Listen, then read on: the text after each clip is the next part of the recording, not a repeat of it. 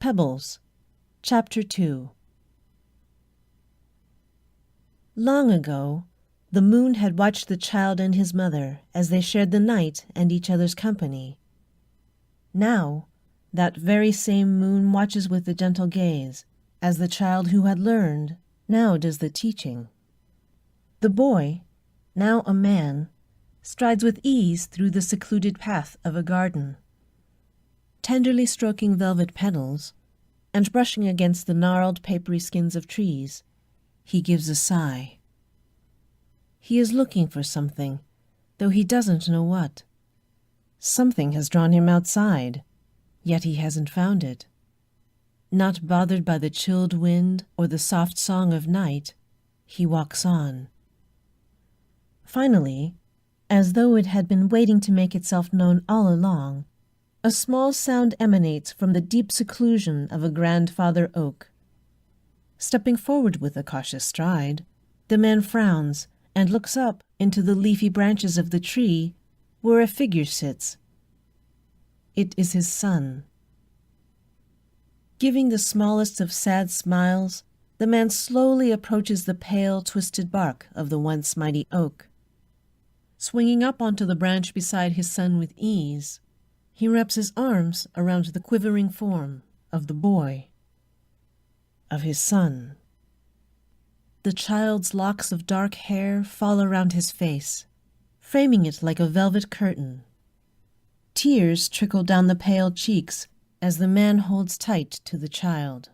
"Tell me, son, what troubles you?" The man's gentle voice soothes the child's ear. Looking up with sorrowful eyes at his father for a moment, and then looking down to the earth, the child bites his lip. I can't. Averting his gaze from that of his father, the child curls in on himself and resumes his sobs.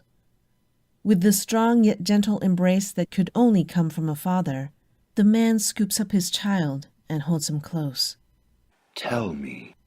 The man's voice tickles the child's ear.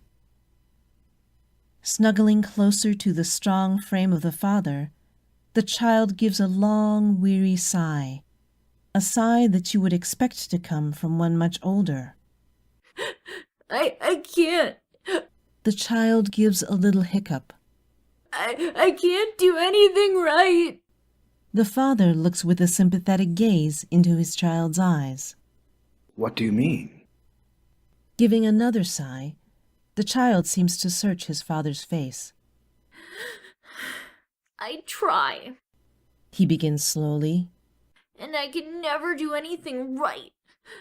Not my studies, not my practice, nothing. All of the stuff I'm supposed to be able to do, I can't. Looking away, the child wipes his face with a grubby fist. Can't do anything right. Holding his only son close, the man rests his chin on the child's smooth hair. "It are thoughts like these The father begins. that hold you down." The child shakes his head, I do not understand. smiling as he ruffles the child's hair. The man bends forward to whisper in his son's ear. "You must let go." And as the boy turns his questioning stare to that of his father, the man sees something in his child's eye. Something familiar. Something that flickers so faintly, but is still there. Something equally frustrating, and yet equally loved.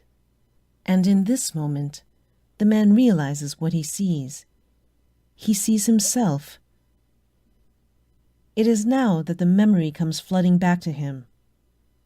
His mother, his troubles, the pebbles, the pond. The man slowly smiles and remembers. A mother and her son, a pond full of pebbles, and the path of letting go. As the question he knew would be coming comes, the man closes his eyes and thinks of his mother. How? With a small tear forming in the corner of his eye, the man bends forward. He gently takes a small pebble from the warmth of his pocket and tenderly holds it up for his son to see. and the man smiles. Pebbles.